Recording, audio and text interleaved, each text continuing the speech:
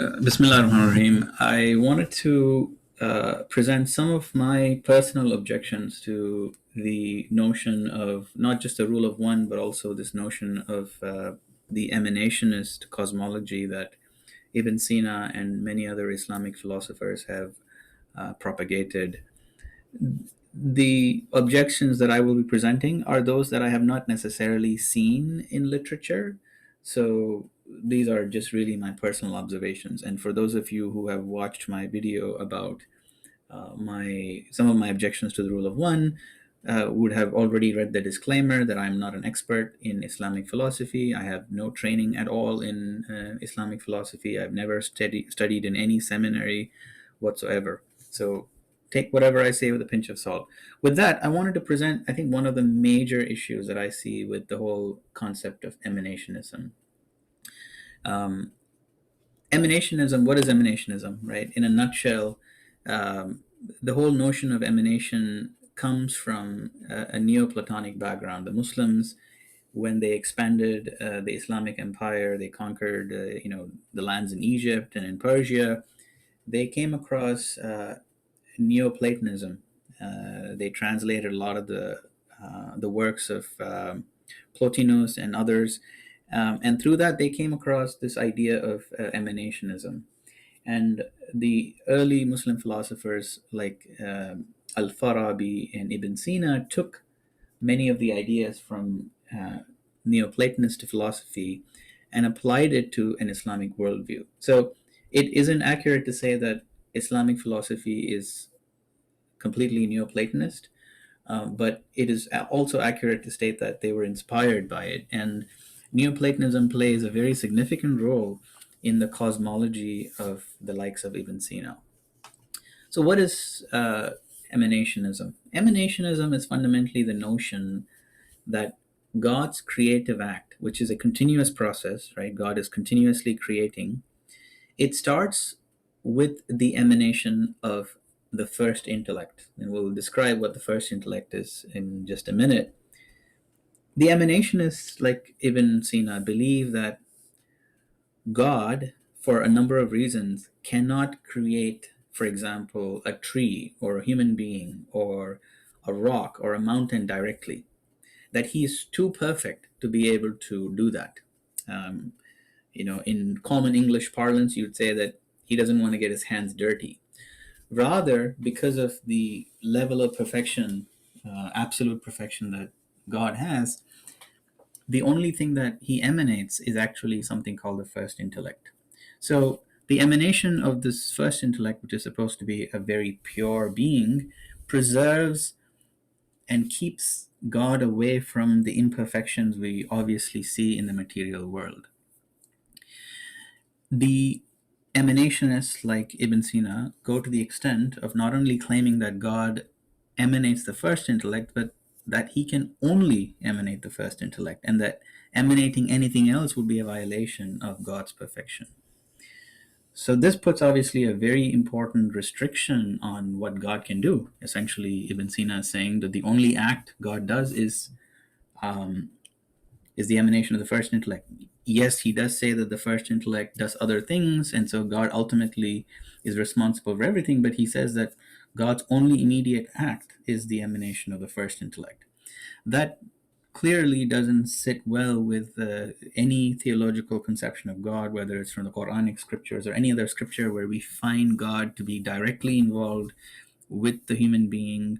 God tells us in various places in the Quran that he is with us, he's closer to us than our jugular vein. So how do we understand the qurba, the nearness of God, when in fact he is separated from us through all these different layers? So it creates a very important theological problems, but the philosophers have always defended this notion of emanationism because they think it's logically accurate. And they have some principles, some qawaid, that they use to explain why this is the only way to logically think about creation. One of the most important things here that the philosophers are trying to preserve is the divine simplicity. And we've already talked about it, but it's the idea that God is absolutely perfect, but he's also absolutely simple. So if he were to emanate two different beings that had two different qualities, because of the principle of sinkhia we talked about in the previous video, this would mean that there's some kind of multiplicity.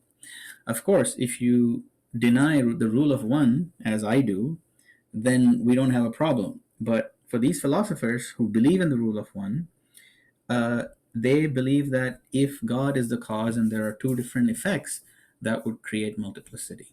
Okay, so that's why they believe in the emanation of the first intellect. So, what is the emanationist philosophy of Ibn Sina? This is a kind of complicated picture, but it starts with God.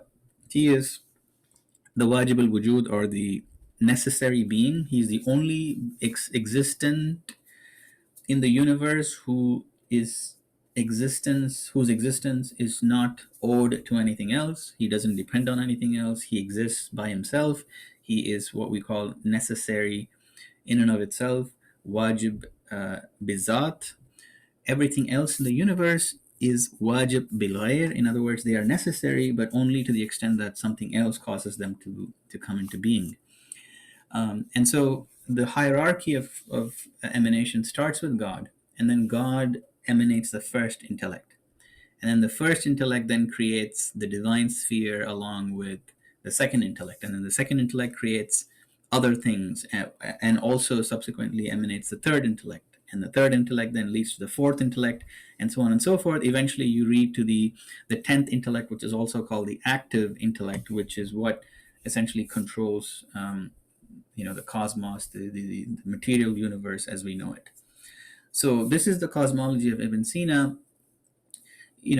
Any high school student in physics and who has studied any kind of cosmology will know that this cosmology is obviously completely wrong. It's not the case that you have these different spheres. So the cosmology from a material perspective has been proven wrong, and yet philosophically the Muslims are still wedded to this kind of emanationist idea. And it is my belief that this is an erroneous belief, and my attempt to offer some counterpoints. So one question that many people will have is, well, okay, God is absolutely simple. He only has one single aspect. But then if God has only one aspect and he can only emanate one thing, then the first intellect in turn should only be able to emanate one other thing. How do we end up with all of the amazing multiplicity we see in the universe? There has to be some other explanation. And this is where the concept of haythiyat, or aspect, that we discussed again in the previous video about the rule of one, plays a very important role. Ibn Sina, in a very interesting sleight of hand, basically says that God emanates the first intellect. God himself only has a single aspect. He only has one hathia, right? He cannot have multiple aspects, which would create multiplicity with him. So far, so good. But now the first intellect is a contingent being. It's not wajib bizat, it's wajib bil ghair. It's mumkin in its essence. Because it's mumkin in its essence, we can conceptualize and distinguish between its wujud and its mahiyya. Right? Remember that wujud is asil, according to the transcendent theosophy of Mullah Sadra, and mahiyya is essentially body. It's something that we extract. Wujud is the matrix that forms the universe, and the mahiyya of a being is the boundary, is the level of, let's say, limitation that it has. Now, the first intellect, even though it's also simple, it has three different haythiyat. And what are these three haythiyat that, according to Ibn Sina? Well, Ibn Sina says that the first intellect can think of three things. It can think of its own essence, it can think of its own existence, so it can think of its own mahiyya and its wujud. We just talked about the fact that it's distinct. And it can also think about or contemplate its relationship between itself and the principle that emanated it, namely God, right? It's mabda. Because of these, now you have three different aspects within the first intellect.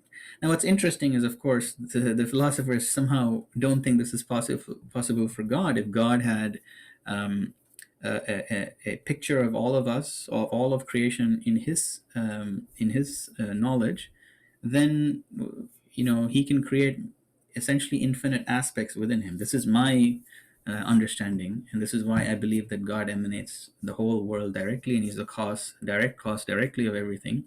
But these philosophers deny that, and I'm not sure what logic they have for that. Regardless, I just want to play with what they have now. So the first intellect now has three different aspects.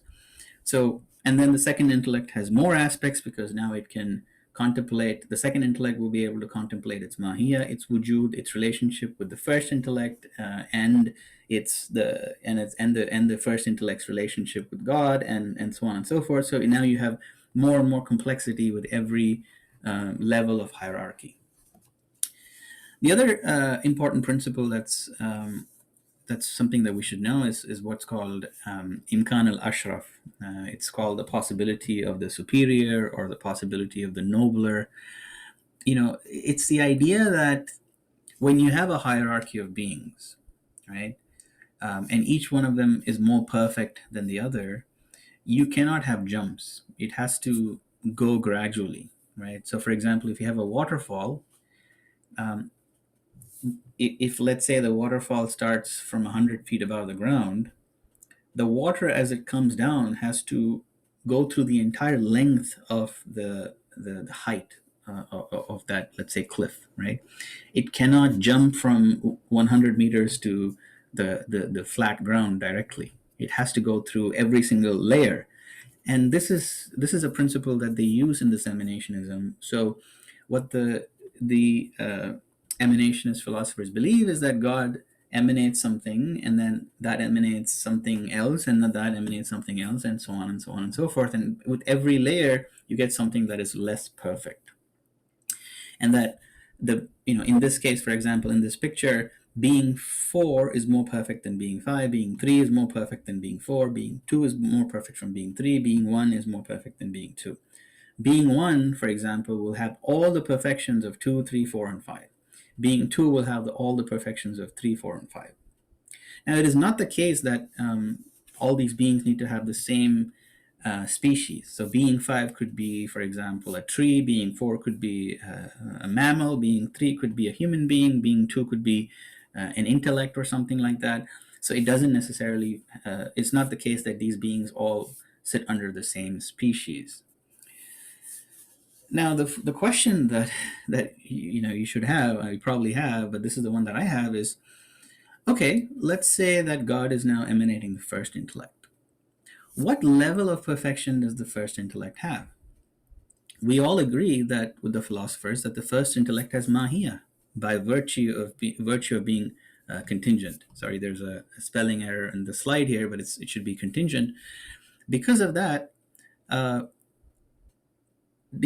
has the ability, we can conceive of its mahiyya, which means that it's limited. It has some limitation. It's not absolutely perfect, because if it were absolutely perfect, it would be God, and that would create multiple gods, which is obviously nonsensical, and the philosophers denied themselves. So the first intellect has a very high degree of perfection. Now, the philosophers say that the first intellect has all the perfections of the beings under it. But the question really is, what level of perfection does the first intellect have? Would God place the first intellect there, or there, or there, or there? You get the idea. This is really the infinite regress problem. This notion of perfection actually creates a fundamental issue of infinite regress, because for any contingent being C1 that supposedly has the highest degree of perfection and has the perfection of all the beings under it, we can always imagine another being C2 that has a higher degree of perfection. C1 has mahiyya, C2 has mahiyya, C1 has limitations, and C2 has slightly less limitation. And therefore, God wouldn't give the first intellect a C1 level of perfection. He will always choose C2, because the whole purpose of emanation is to preserve his perfection. So God would choose to emanate C2. But for every C2, we can imagine another C3 which is more perfect, which has all the perfections of C2 and all the beings under it. and so on and so forth. For every C3, we can imagine another C4. And if we can imagine it, that means that God has to have created it because of the principle of Imkaan al-Ashraf. This would mean that the hierarchy of beings would be infinitely long. Think about it for a second, right? For every level of perfection that you say the first intellect has, I can come up with a higher degree of perfection. If the first intellect has 99.99% perfection, I can come up with a being that has 99.991% perfection.